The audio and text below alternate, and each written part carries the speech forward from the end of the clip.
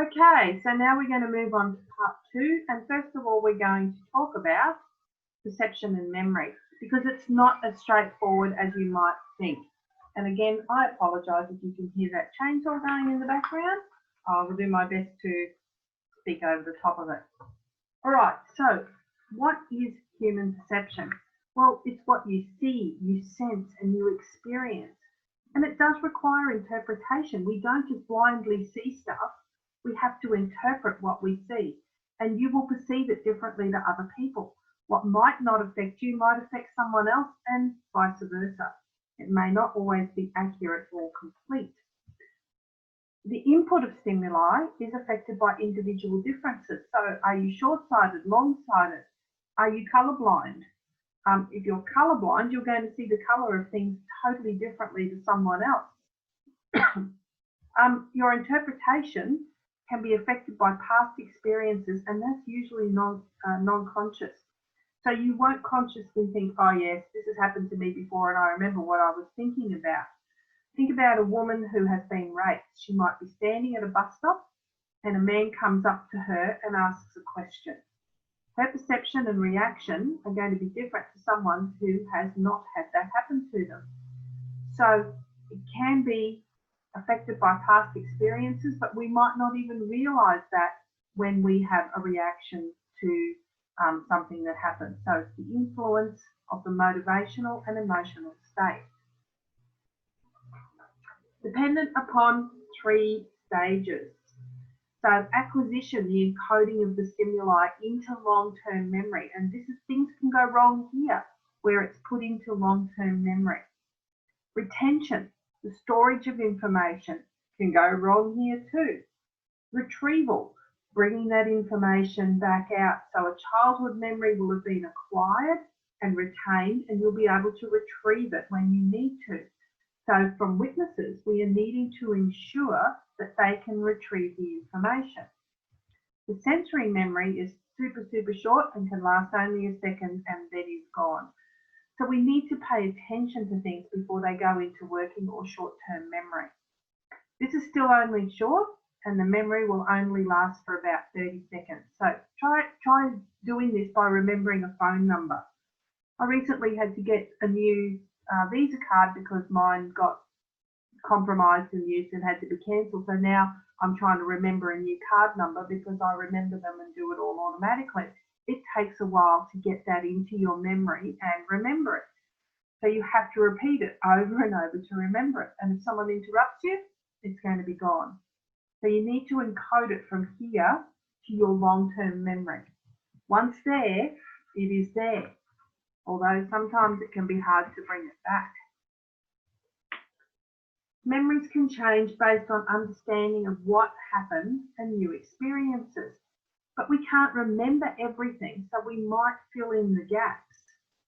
So memory can be unconsciously distorted, especially when exposed to new or misleading information. So the teacher in the video gave misleading information about the shape of the offender's nose. So memories can be distorted.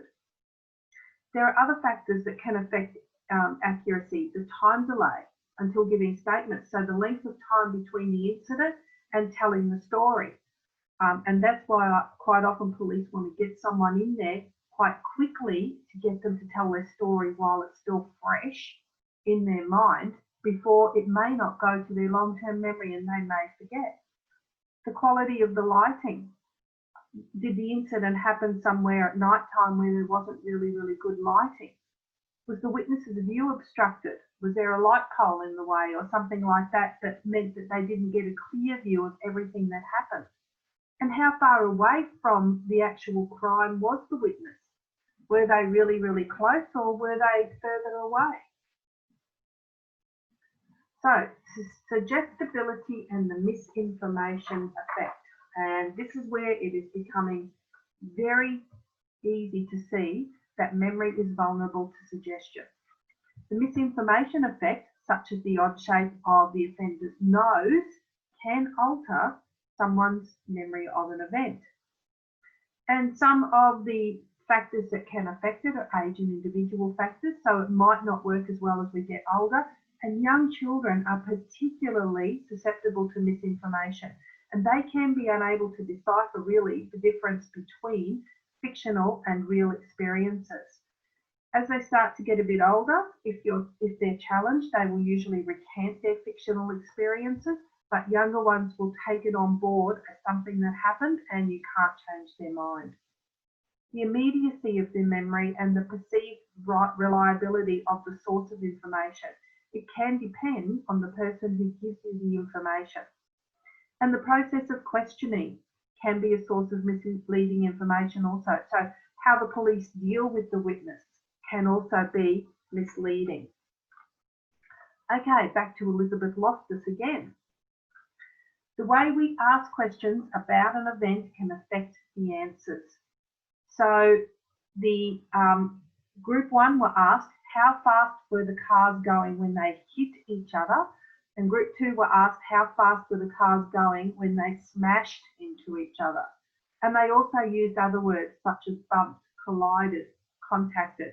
And the estimates of speed, as you can see here, so when they said hit, was 34 miles per hour. This is American, so it's all in miles per hour.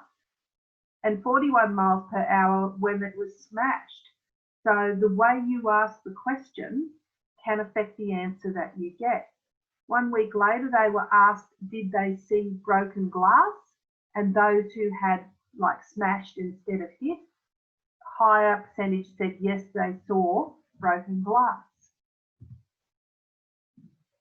Okay, another one where participants viewed film of a car driving on a country road. And when questioned about the film, they were asked, how fast was the car going as it passed the barn? And 1 week later, they were asked, did you see the barn? There was no barn, okay? But how fast was the car going without the mention of the barn? They were less likely to say that they actually saw the barn than those who had that piece of information given to them, even though it was false. They recanted it, they recollected it a week later. So you can see it's very, very easy to put suggestibility into someone's mind.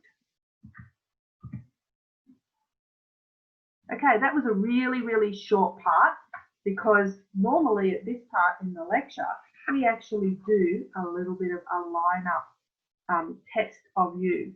What we'll do is do that in the tutorial. So we'll now move on to part 3.